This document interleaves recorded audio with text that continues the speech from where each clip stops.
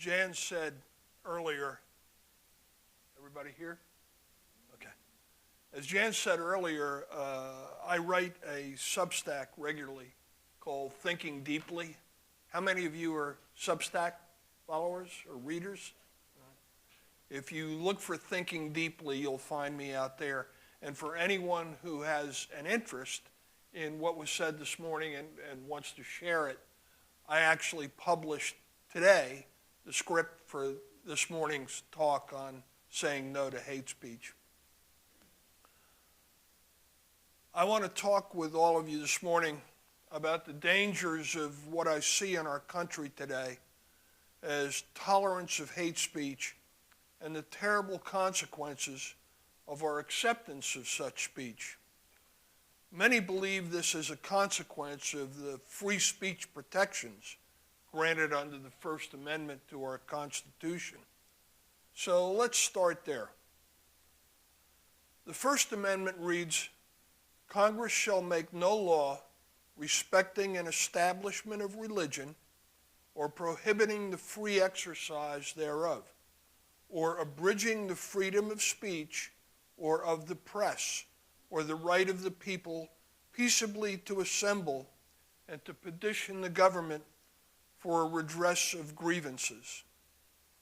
I want to begin by examining the First Amendment by asking you to envision a society where the exchange of ideas is vibrant and robust, yet also one where expressions of hatred, words that vilify, humiliate, or incite harm against others are addressed before they lead to real-world violence.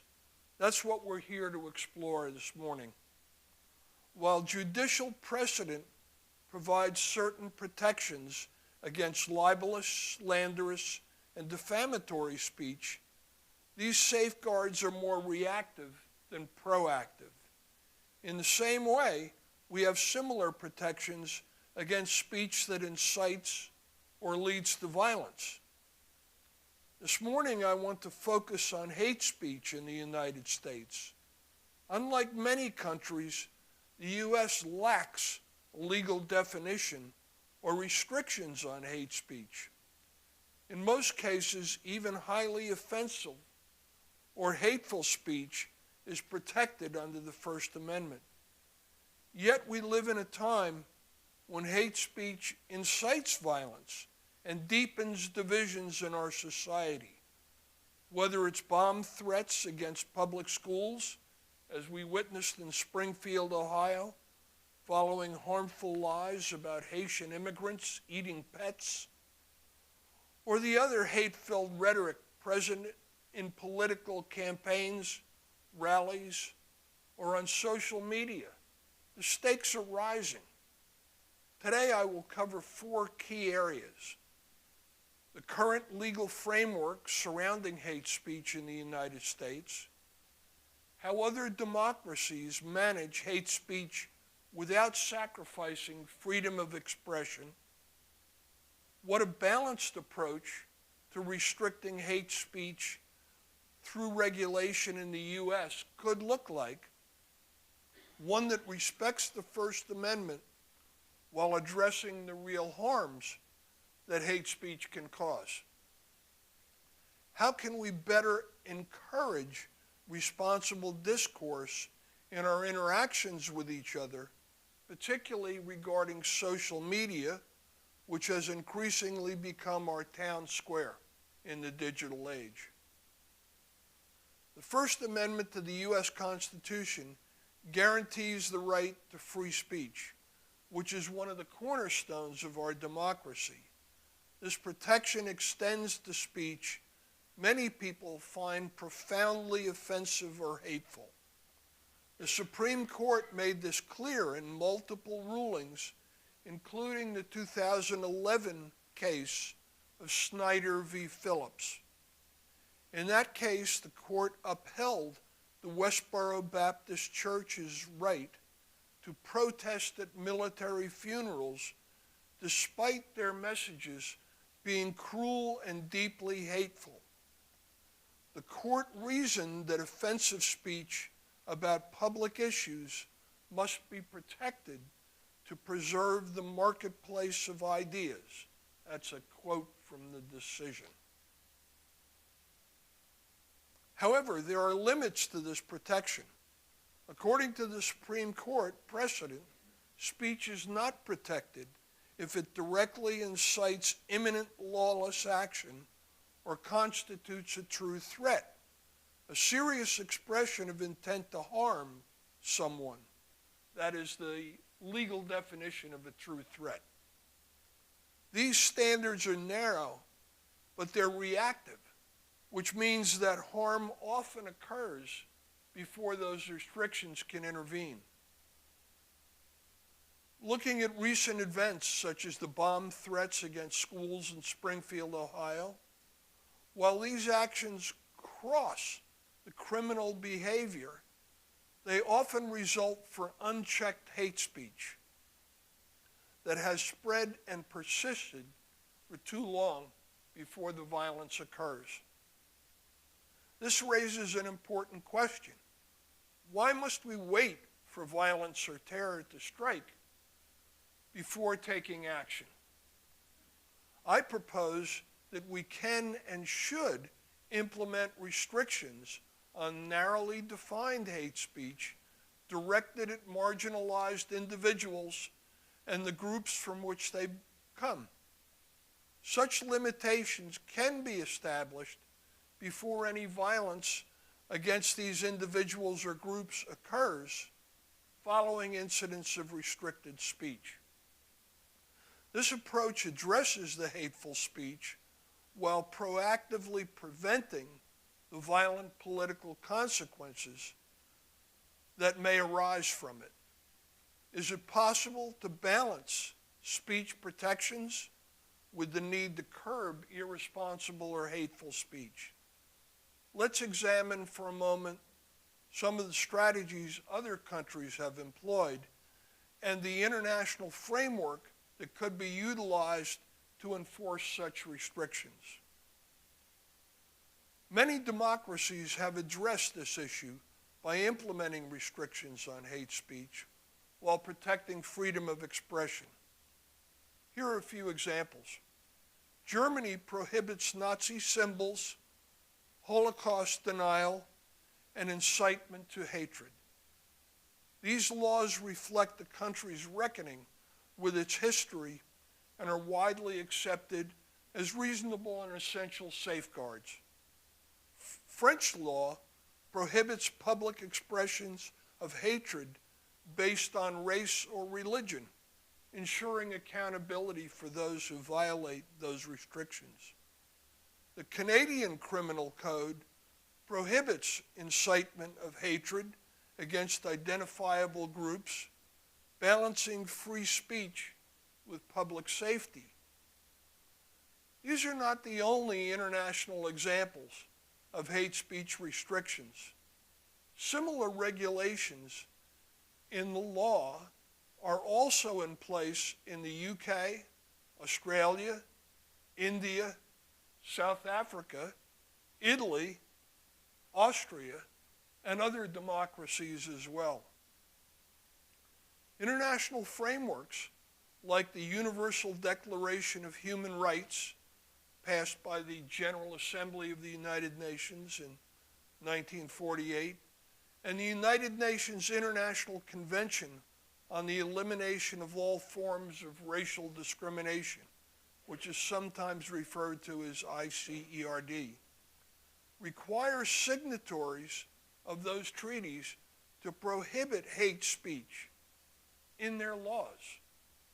While the United States has ratified the ICERD, it remains one of the few Western democracies that has not established domestic laws addressing hate speech. We are the outlier. These examples show that regulating hate speech is possible without stifling legitimate debate. They also highlight the stark contrast between the U.S. and other democracies. So why should the United States act? Let's address the real-world consequences for a moment of hate speech. Hate speech often escalates into action. We've seen mass shootings targeting specific communities, like in Buffalo, New York, and Pittsburgh, Pennsylvania, that were fueled by hateful rhetoric online. When hate speech is allowed to proliferate unchecked, it becomes normalized. This creates an environment where extremist ideologies can thrive, making our society more polarized and less secure. Hate speech doesn't just harm individuals. It fractures communities. It fosters distrust and hostility, eroding the sense of shared purpose, essential in a well-functioning democracy. Some argue that restricting hate speech would infringe on the First Amendment, creating a slippery slope toward broader censorship. But other democracies show that this doesn't have to happen. It's not necessarily the case. Carefully crafted laws can target the most harmful expressions of hate without silencing legitimate speech. I have always believed you should never talk about a problem without talking about a solution. So I'm going to suggest a few ways that we might craft those kind of restrictions on hateful speech. First, hate speech should be defined as expressions that intentionally incite violence or discrimination against specific groups or individuals of those groups.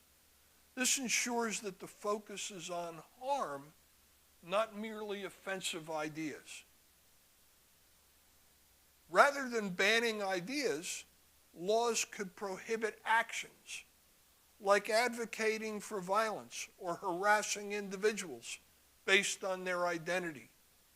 This keeps the focus on conduct rather than on belief or opinions or views.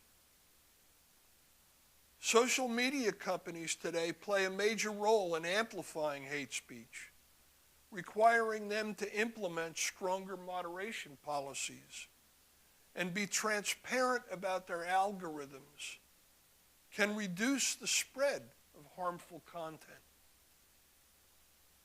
Any new legislation must include judicial review to protect against overreach and ensure compatibility with the First Amendment. But we must remember that laws alone cannot change our culture. Public education campaigns can also raise awareness about the harm caused by hate speech, while counter-speech initiatives can promote more respectful dialogue. By focusing on speech that incites harm or violence, this approach can strike the right balance between freedom of speech and responsibility. I'd like to spend just a couple of minutes talking about social media participation. Social media has become our town square in the digital age. Its ease of use and speed at which it disseminates information have increased the dangers of misinformation and hate speech. While everyone is entitled to express their views and opinions, and social media offers a preferred forum for many, we must acknowledge that not all opinions are factually correct or deserving of expression. Social media is filled with views and opinions that aren't even worthy of a quiet whisper while alone in a dark room, let alone an all-caps shout on social media. The challenges of regulating social media to curb misinformation and hate speech are a topic for another day. However, it is incumbent on all of us as social media users to follow some reasonable guidelines for participating in social media. Here are some I will suggest for a healthier and more constructive social media environment. First, verify the accuracy of your information. Using reliable sources. Avoid sharing unsubstantiated claims or rumors. Write posts that are clear, concise, and free of inflammatory language. Respectful communication fosters a meaningful dialogue. Before hitting post, pause to ensure your message contributes to the discussion rather than escalating conflict. Share opinions supported by facts and logic. Consider using links to your sources or studies to back your claims.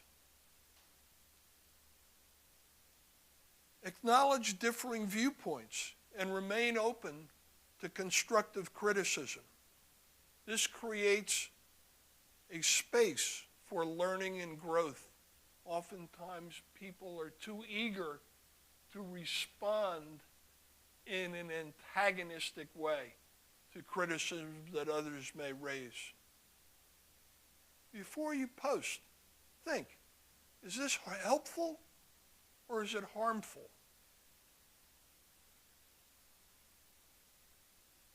Does it target or single out others unfairly or unjustly?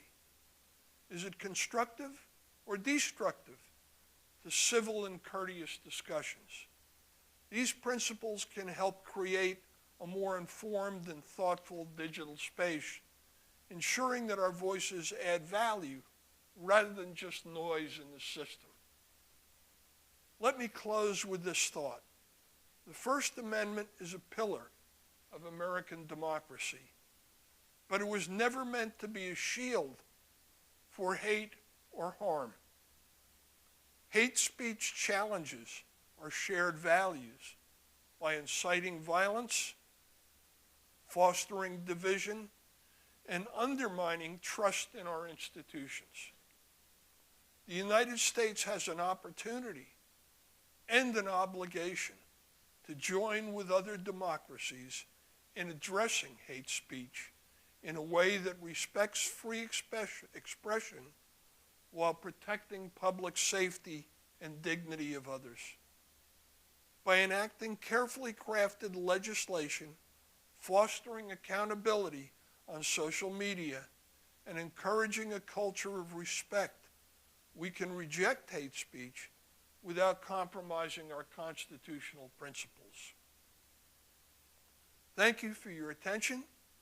I look forward to hearing your questions and thoughts on this pressing issue, and I would be happy to take those during coffee and conversation. Thank you.